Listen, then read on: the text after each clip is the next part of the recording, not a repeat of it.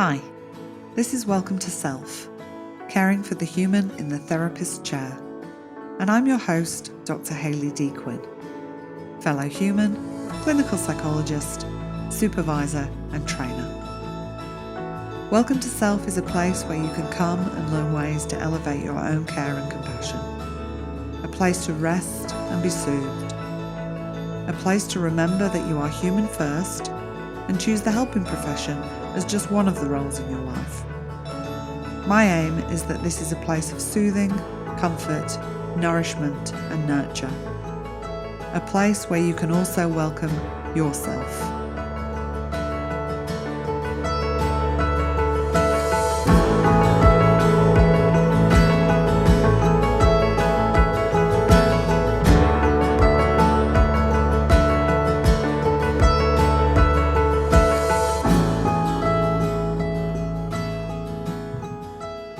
Hi, and welcome to another episode. I can hardly believe we're at the end of season 3. I still have moments of wondering how I've ended up as a podcast host. I feel so grateful to all of you for tuning in, and especially grateful to those of you who've taken the time to provide me with feedback. It means so much to me to hear your thoughts and know what you're enjoying and finding helpful. As you may be aware, I recently presented a training with my friend and colleague, Dr. Lisa McLean. It went really well, and we really enjoyed being with such a great group of participants. We're already talking about plans to do it again next year, so if you missed out this time, perhaps you can join us next year. Following the 2-day training, I headed straight off to a wedding in the beautiful northern New South Wales hinterland. Not the best timing in terms of me doing too much, but definitely a beautiful weekend and something that felt important for me to do, even though I knew I had a really busy week leading up to the wedding. When we are very busy, it's important to acknowledge the need to recuperate. It doesn't mean you can't strive and achieve and engage in things that you really want to do, but it's helpful if you can pace what you're doing and think about ways to engage so it is sustainable. I always find it's worth thinking ahead. When I know I have a busy time coming up, I think of what I need to take care of myself during that time. Sometimes that might be saying no to other things that come up as opportunities for me, even though I might want to do them. Now, I'm not always going to get it right, and that's okay. But it definitely helps to think about it beforehand. And also rest as much as I can in the lead up as well. I invite you to think about what might be helpful for you during busy periods in your life.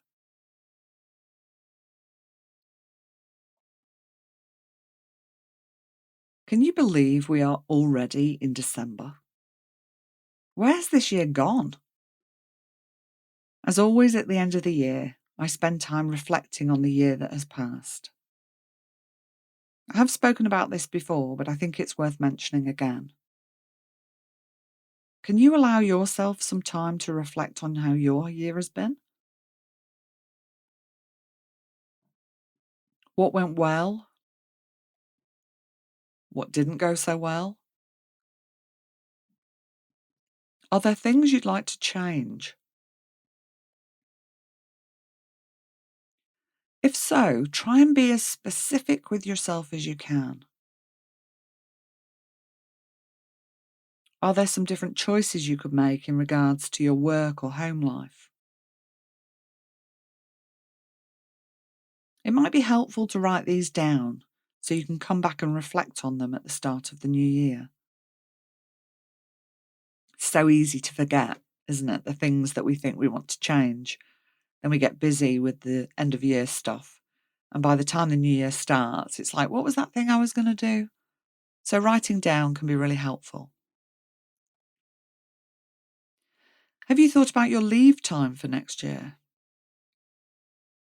Planning for breaks ahead of time can prevent you from getting too far into the year and realising that you haven't had a break and subsequently feeling worn out.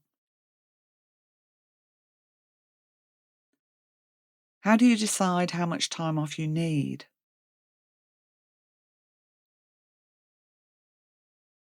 What motivates your decision making in this area?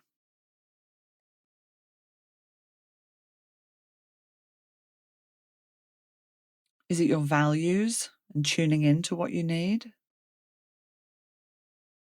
Or is it more based on fear and scarcity?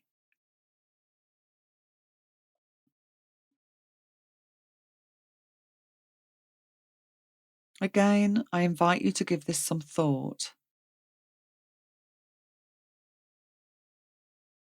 And I hope you can allow yourself some time and space just for you in the new year. And I know that can be different depending on your own context, but even if it's just a small amount of time and space,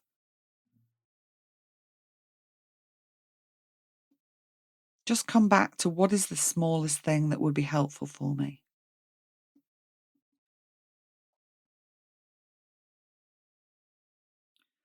We are entering what we are sold commercially as the most wonderful time of the year. Yet we know that this can be one of the hardest times of the year for many people for many reasons. Think about what would be helpful for you during this time.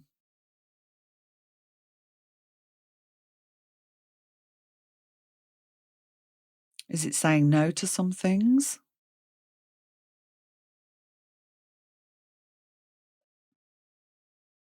Is it putting boundaries around how much time you spend somewhere or with certain people?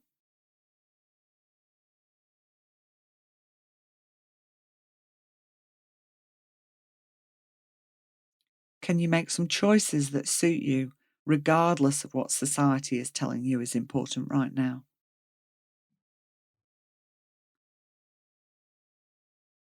I do hope you can.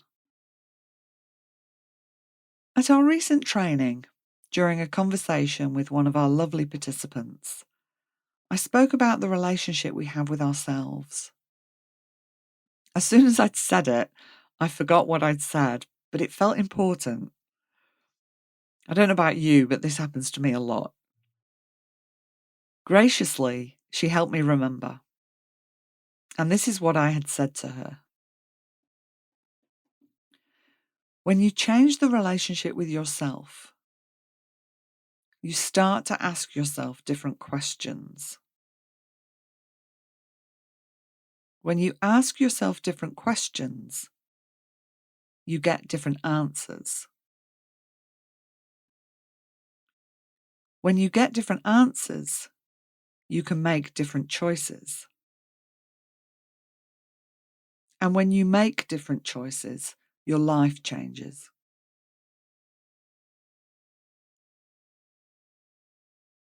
Thankfully, this has been my own experience, and I have been able to change the way I live my life, run my business, and engage with myself in a really positive way.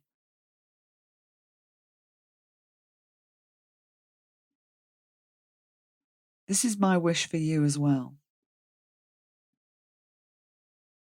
Now, this process hasn't always been easy, and I have certainly reached out for support from others at times with this. And I have certainly had times where I feel like I have slipped back into old habits. And then I remind myself of how it can be different. And I keep going. Things aren't always easy, but this one, I believe, is really worth it. Now, speaking of different choices, I've decided that for season 4, the frequency of the podcast will be changing to monthly. I have some other exciting projects in the mix that I will bring to you in the new year, and I need to make sure that I'm not overstretching myself and can give the time and work needed to each project. I want to enjoy the work I do. I think it's really important that we at least enjoy some aspects of the work we do. And I want it to be of high quality for you as well. That's really important to me. It's hard to do either of those when we're overworked, rushed, and exhausted. So I have tuned into myself, listened to my wisdom, and changing the frequency of the podcast feels like the right thing to do for now. For those of you who listen in as soon as an episode airs, I hope the extra wait isn't too long for you. And for those of you who struggle to keep up with all your favourite podcasts, I hope this now provides you a bit more time to catch up on episodes you haven't heard yet. I'll be sharing on social media some of the old episodes from seasons 1, 2 and 3. And if you haven't tuned in, I hope that you do. And if you find them helpful, I'd really, really appreciate it if you'd share them with others as well. Thank you again to all of you for tuning in. It means the world to me. I wish all of you a safe, supported and compassionate end to 2022. And that the new year brings new opportunities to enhance the relationship you have with yourself, so you can live full and meaningful lives, honouring your humanness whilst caring for others. Thank you for the beautiful work that you do within your communities. The work you do can be both challenging and rewarding. Please remember that you're human first. Go well and go gently with yourself. Thanks for tuning in. Thank you for sharing this time with me today. I hope your time here was helpful and supportive. If there has been something in this episode that you have found helpful, I invite you to share it with another person you think might benefit. I'd also love it if you'd like to leave a review wherever you tune in. Reviews really help to increase awareness of podcasts, meaning I can spread helpful information more widely. All reviews are welcome and much appreciated, as I know they take time out of your day. Music and editing by Nissa Ray. Thanks, Nissa. I wish you all well in your relationship with yourself, and may you go well and go gently.